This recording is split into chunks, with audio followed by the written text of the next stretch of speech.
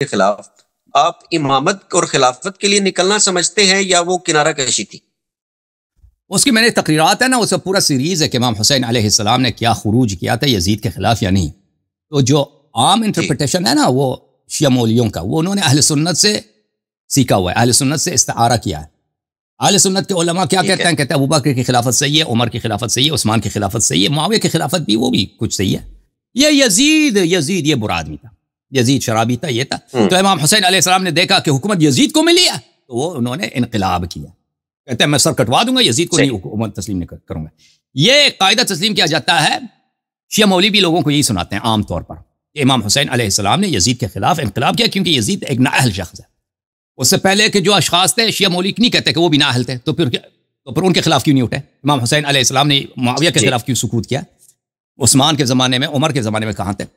تو اس کے متعلق وہ شیعہ مولوی سکوت کرتے ہیں، کچھ نہیں بولتے. لیکن عمری حضرات وہ کہتے ہیں کہ وہ سب صحیح تھے. یہ غلط تجزیہ ہے امام حسین علیہ السلام کی شہادت کا. امام حسین علیہ السلام کی شہادت کا اصل داستان یہ ہے کہ امام حسین علیہ السلام کو یزید قتل کرتا تھا، قتل کرنا چاہ رہا تھا، چاہے وہ گھر بیٹھے، چاہے وہ مکہ میں رہتے، چاہے حرم میں پناہ لیتے، ان کو قتل کرنا چاہتا تھا. بنی امیہ جو تھے ان کے دل میں عقدہ تھا، دشمنی تھی جاہلیت کے زمانے کی، کہ رسول صلی اللہ علیہ وسلم کو اپنا کیا سمجھتے تھے؟ بدترین دشمن سمجھتے تھے. امام علی علیہ السلام کو اپنا بدترین دشمن سمجھتے تھے کہ ان کے خاندان کے جو بزرگ تھے بنی امیہ کے، جو سردار تھے بڑے بڑے، معاویہ کے بھائی، معاویہ کا نانا، معاویہ کا بڑا بھائی، معاویہ کا چچا، بنی امیہ کا، یہ سب مختلف جنگوں میں رسول صلی اللہ علیہ وسلم کے ساتھ جنگوں میں امام علی علیہ السلام کے تلوار کے ذریعے جہنم واصل ہوئے تھے. تو اس کینے کو وہ کبھی نہ بھولے. اور پھر فتح مکہ کے وقت جو مکہ ان کا گڑھ تھا، ان کا عبادت گاہ تھا، بھائی اگر مکہ جو ابھی ہمارا قبلہ ہے نا، مکہ مسلمانوں کا قبلہ ہے، اس زمانے میں یہ مشرکین کا سب سے بڑا عبادت خانہ تھا مکہ، کعبہ. ابھی جب اگر کوئی اب مکہ ہم سے چھین لے، مکہ ہم سے چھین لے، مکے کو تباہ کر دے، خانہ کعبہ کو نستجیر باللہ تباہ کر دے، تو ہم مسلمانوں کو کتنا غصہ ہوگا. تو نبی صلی اللہ علیہ وسلم نے یہی فعل مشرکین کے ساتھ انجام دیا نا. ان کے مکہ آئے، ان کے بتوں کو توڑ دیا ان کے سامنے. تو اس سے زیادہ ذلت مکے والوں کو کیا ہو سکتا ہے کہ ان کے خدائیں توڑ دی گئی اور یہ کچھ نہیں کہہ سکے. ٹھیک ہے نا. اور پھر فرمایا تم الطلقاء، فرمایا کہ میں نے تمہیں قیدی بنا کے، آزاد غلام بنا کے تجھے آزادی دی. اتنا بڑا احسان کیا تم پر کہ آخر قیامت تک ان کے ماتوں پہ مہر لگا دی کہ نبی صلی اللہ علیہ وسلم کے غلام آزاد شدہ غلام ہیں. اور یہ ان کو اپنا رائیول سمجھتے تھے، رائیولری سمجھتے نا، اپنا رقیب سمجھتے تھے. مکے والے نبی صلی اللہ علیہ وسلم کے دشمن تھے، گالی دیتے تھے، ان کا اپنا رقیب سمجھتے. تو یہ ذلت وہ کبھی نہ بھولے. اور وہ خود اپنے پرائیویٹ جلسوں میں نے اس کے بہت سارے دکھا دیے، وہ کہتے تھے کہ ہماری حکومت کا کوئی فائدہ ہی نہیں ہے جب تک ہم آل نبی صلی اللہ علیہ وسلم سے انتقام نہیں لیتے، بدر کا، احد کا اور فتح مکہ کا. تو معاویہ جو تھا بڑا سیاسی آدمی تھا، معاویہ خود بڑا سیاسی دوراندیش شخص تھا. وہ کہتا تھا اس بات کی ہمیں ضرورت نہیں ہے، اب حکومت ہمیں ملی ہے، بلا وجہ ہم اگر آل نبی صلی اللہ علیہ وسلم کے ساتھ کوئی ایسے انتقام جویانہ اقدام کرتے ہیں کہ ان کو بہت سارے افراد کو قتل کرتے ہیں، تو یہ ہماری حکومت کے تختے کو الٹا بھی سکتا ہے. جب وہ مر گیا ہے تو یزید کو یہ دوراندیشی نہیں تھی. یزید نے کام کر لیتے ہیں بھائی. تو فوراً امام حسین علیہ السلام کو شہید کرنے کے درپے ہو گیا مدینے میں، پھر مکے میں. پھر امام حسین علیہ السلام کے لیے جانے کے لیے کوئی جگہ نہیں تھا سوائے کوفہ کے. اور امام حسین علیہ السلام نے ان سے معاویہ یزید سے صلح کرنے کی بہت کوشش کی کہ ان کو قتل نہ کیا جائے. یہاں تک فرمایا کہ مجھے جانے دو کہ میں ایک کونے میں چلا جاتا ہوں، کسی فرنٹیئر ٹاؤن میں، کسی بستی میں چلا جاتا ہوں، جو عام ایک مسلمان کی طرح رہنا چاہتا ہوں. انہوں نے قبول نہیں کیا. انہوں نے کہا کہ تم تم یہاں پہ تسلیم ہو جاؤ کہ جو فیصلہ عبید اللہ ابن مرجان ہے، یزید کا چچا زاد بھائی، جو چچا زاد بھائی بنا تھا اس کا، وہ پرنس تھا، امیر تھا، ٹھیک ہے نا، وہ شاہی خاندان کا فرد تھا. وہ تمہارے متعلق جو فیصلہ اٹھائے، نہیں کہتا تھا کہ وہ آپ کو زندگی دے گا، آپ کو جینے دے گا، نہیں، جو بھی فیصلہ کرے، تجھے قتل کرے، تجھے غلامی میں بیچ دے، وہ تسلیم کرو تو ٹھیک ہے، آ جاؤ، ہم آپ کو وَإِلَّا ہم آپ پہ حملہ کرتے ہیں، اگلے دن قتل کریں گے آپ کو. تو امام حسین علیہ السلام کے سامنے زندہ رہنے کا کوئی راستہ نہیں تھا. وہ خلافت کے لیے نہیں، حکومت کے لیے نہیں نکلے تھے. وہ اس لیے کہ مکے میں، مدینے میں قتل ہو جاتے، مکے آئیں، مکے میں قتل ہو جاتے، کوفے آئیں، اور کوفہ تک پہنچنے سے پہلے محاصرہ کیا گیا. اور وہ چاہتے تھے کہ وہ زندہ رہیں. جیسے امام جعفر صادق علیہ السلام ٹکر نہیں لینا چاہتے تھے خلفائے وقت کے ساتھ، جیسے امام محمد باقر علیہ السلام، جیسے امام علی علیہ السلام ابو بکر عمر سے ٹکر نہیں لینا چاہتے تھے. بالکل وہی طریقہ کار تھا امام حسین علیہ السلام کو. لیکن امام حسین علیہ السلام کے سامنے ان پہ وہ ظلم کیا گیا جو بقیہ ائمہ پہ نہیں کیا گیا. امام علی علیہ السلام کو نہیں کہا کہ آپ ذلیل ہو کے آ جائیں, ہم آپ کو قتل بھی کرنا چاہیں آپ راضی ہو جائیں, ٹھیک ہے, ہم آپ کو غلامی میں بھیجنا چاہیں آپ وہی ہم آپ کو قتل کر. اس طرح ان کو چوائس نہیں دیا گیا. امام جعفر صادق علیہ السلام کو اس طرح نہیں مجبور کیا گیا کہ آپ یا تو خلیفہ وقت آپ کے متعلق جو فیصلہ کریں وہ مان لو, یا اللہ اگلے دن ہم آپ کے گھر پہ حملہ کرتے ہیں. اس طرح ان امام حسین علیہ السلام کو اس طرح چوائس دیا گیا, ٹھیک ہے نا. تو امام حسین علیہ السلام نے دیکھا کہ یہاں پہ تو موت ہی موت ہے, ایک طرف شہادت ہے, عزت کی موت ہے, اور ایک طرف اسارت کی موت ہے. تو انہوں نے شہادت کی موت کو پسند فرمایا اور ذلت کو پسند نہیں فرمایا.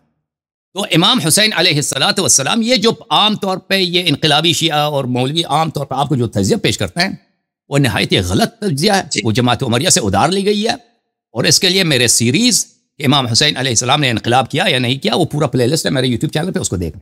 اوکے, تھینک یو سو مچ.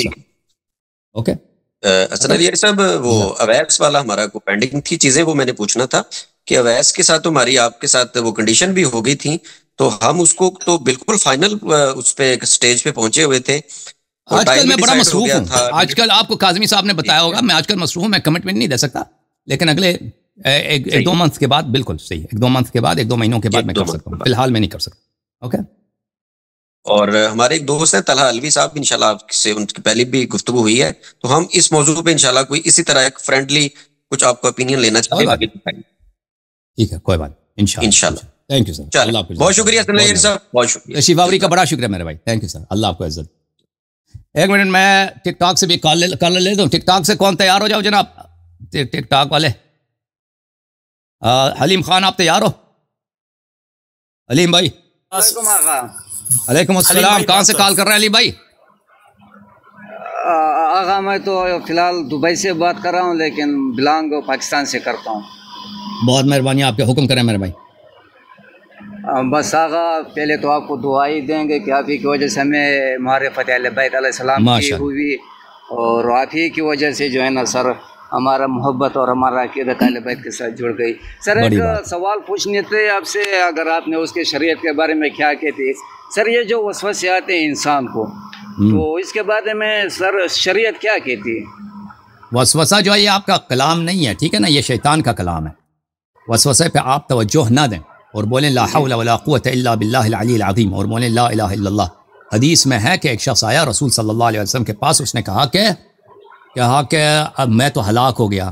رسول صلی اللہ علیہ وسلم نے کہا کہ تمہارے ذہن میں یہی شیطان آیا تھا, اور شیطان نے تجھ سے کہا کہ تیرے دل میں شک ڈالا ہے کہ اللہ کون ہے, اللہ کو کس نے بنایا. اس نے کہا جی ہاں بالکل یہی ہے. تو رسول صلی اللہ علیہ وسلم نے فرمایا کہ آپ بالکل ایک سچے مومن ہو, کیونکہ مومن کی یہی نشانی ہے کہ اس کے دل میں اگر کوئی برا خیال آ جاتا ہے تو وہ ڈر جاتا ہے.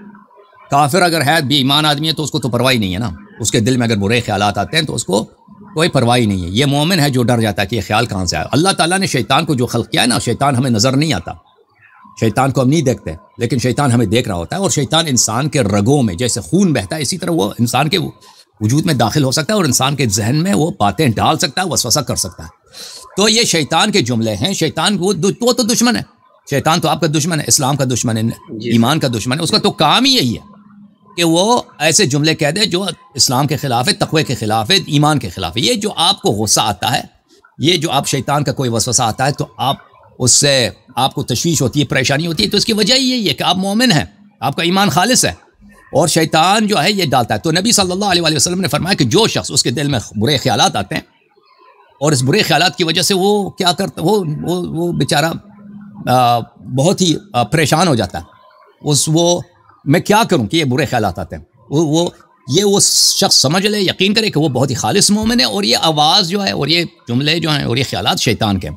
تو اس صورت میں آپ حدیث شریف میں آیا کہ بولے آمنا باللہ ورسولہ لا حول ولا قوت الا باللہ العلی العظیم, یہ جملے کہہ دو, ٹھیک ہے نا, اور کہہ دو لا الہ الا اللہ. یہ خیالات اس کی طرف توجہ نہیں دینا, اور کہہ دینا کہ تو شیطان ملعون ہے, نکل جائے یہاں سے. بس یہ اس کی طرف بالکل آپ جو ہیں کیا نہ ہو جائیں, بالکل آپ پریشان نہ ہو جائیں, بالکل آپ نہ ڈریں ان خیالات سے, اور یہ سمجھ لیں کہ یہ شیطان کی نعرہ بازی ہے, اور شیطان کی نعرہ بازی کی طرف آپ توجہ نہ دیں. کچھ عرصے کے بعد یہ بالکل مایوس ہو جائے گا, جھلا جائے گا, اور آپ کو یہ تنگ نہیں کرے گا. صحیح ہے سر اللہ آپ کو سلامتی. بالکل سر.